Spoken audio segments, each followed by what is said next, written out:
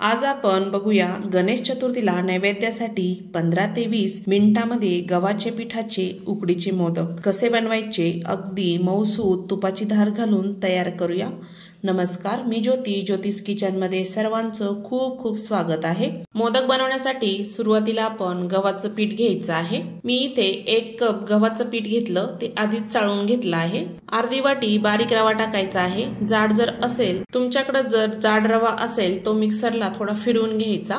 त्यानंतर थोडंसं मीठ टाकायचं आहे चवीपुरतं। 1 चमचा साजूक तूप टाकायचं आणि पिठामध्ये छान मिक्स करून घ्यायचं आहे, एकजीव करून घ्यायचं आहे। ह्या पद्धतीने पिठामध्ये तूप छान मिक्स झालं आहे।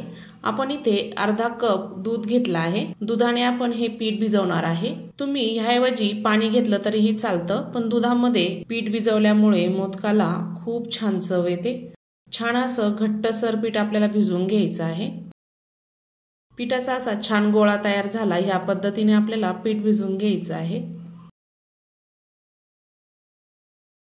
झाकण ठेवायचं। पीठ आपल्याला 10 मिनिटं छान भिजू द्यायचं आहे। मोदक बनवण्यासाठी सारणची तयारी करूया। पॅन मध्ये 1 चमचा साजूक तूप टाकायचं, 1 चमचा तीळ टाकायचे आहे। तुम्ही याऐवजी खसखसही टाकू शकता।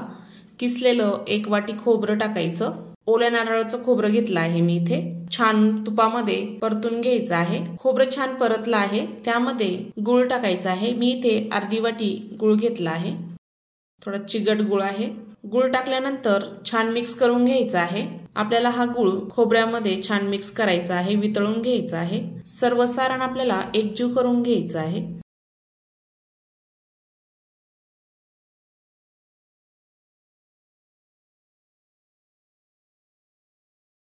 गुळाला पाणी सुटायला सुरुवात झाली आहे।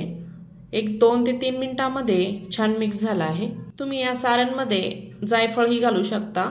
थोडंसं असं किसून घालायचं। 3 ते 4 मिनिटांमध्ये सारण आपलं छान तयार झालं आहे। सर्व घट्ट झालं आहे। गॅस आता बंद करायचा। सारण आपल्याला संपूर्ण थंड करायचं आहे। तोपर्यंत पीठ चेक करूया। पीठही छान भिजलं आहे, बघू शकता। थोडंसं मळून घ्यायचं आहे। पिठाचे आपल्याला छोटे छोटे असे गोळे घ्यायचे आहे मोदक बनवण्यासाठी। मी इथे 2 गोळे गोल असे तयार करून घेतले। पोळपाटावर थोडंसं पीठ टाकून घ्यायचं आणि आपल्याला याची छान पुरी लाटून घ्यायची आहे। पातळ अशी लाटायची, म्हणजे मोदकही छान होतो। तुम्ही याऐवजी चपाती लाटून एका वाटीने त्याचे छोटे छोटे अशा पुऱ्या तयार करून घेतल्या तरीही चालतात, पण मी इथे ह्या पद्धतीने दाखवत आहे। अशी पुरी लाटून घ्यायची पातळ अशी।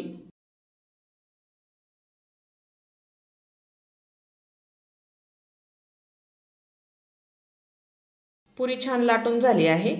मी इथे 1 वाटी घेतली। वाटीने एकसारखी तयार करून घ्यायची, म्हणजे मोदकही छान येतो। आपलं सारणही छान थंड झालं आहे। आपण या पुरीच्या छान अशा कळ्या करून घेणार आहे। ह्या पद्धतीने अशा 2 बोटामध्ये घेऊन असा चिमटा द्यायचा आणि अशी कळी तयार करून घ्यायची।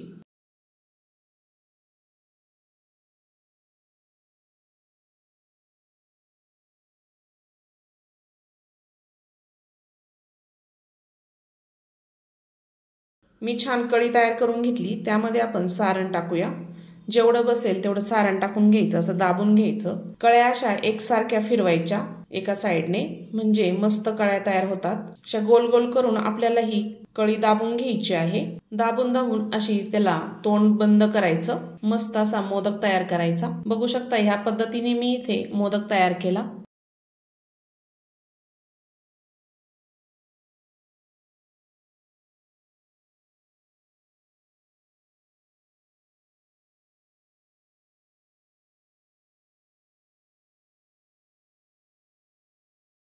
सर्व मोदक मी असेच तयार करून घेणार आहे। मी इथे सर्व मोदक तयार करून घेतले। आपल्याला हे मोदक वाफवायचे आहे। एका चाळणीला मी इथे तूप लावून घेतलं, त्यामध्ये आपण सर्व मोदक ठेवणार आहे। तुम्ही ह्याऐवजी केळीचं पानही ठेवू शकता चाळणीमध्ये। त्यावर हे मोदक ठेवायचे, म्हणजे छान होतात। माझ्याकडे केळीचं पान नव्हतं। सर्व मोदक मी चाळणीमध्ये ठेवले आहे। कढईमध्ये पाणी छान गरम झालं आहे। ही चाळणी आपल्याला कढईमध्ये ठेवायची आहे। 15 मिनिटं छान वाफून घ्यायचे आहे। झाकण लावायचं। 15 मिनिटानंतर चेक करूया। मोदक आपले छान उकडले आहे, छान वाफवले आहे, थंड होऊ द्यायचे आहे। थंड झाल्यानंतर प्लेटमध्ये आपण गणपती बाप्पाला नैवेद्य दाखवायचा आहे। असे मस्त मऊसूत तुपाची धार घालून नक्की तयार करून बघा, खूप छान होतात, खूप चवदार होतात हे मोदक। गणपती बाप्पाला खूप आवडतील। नक्की तयार करून बघा आणि कमेंट करून सांगा। तुम्हाला एक मोदक कापून दाखवते। मोदक मधलं सारण बघू शकता किती छान दिसत आहे। त्यावर मस्त तुपाची धार घालूया। तर अशा पद्धतीने या गणेश चतुर्थीला नक्की तयार करून बघा गव्हाच्या पिठाचे उकडीचे मोदक। तर आजचा व्हिडिओ कसा वाटला? आवडला असेल तर ज्योतिष किचनला नक्की सबस्क्राईब करा। संपूर्ण व्हिडिओ बघितल्याबद्दल सर्वांचं धन्यवाद। पुन्हा भेटूया अशाच नवीन रेसिपी सोबत।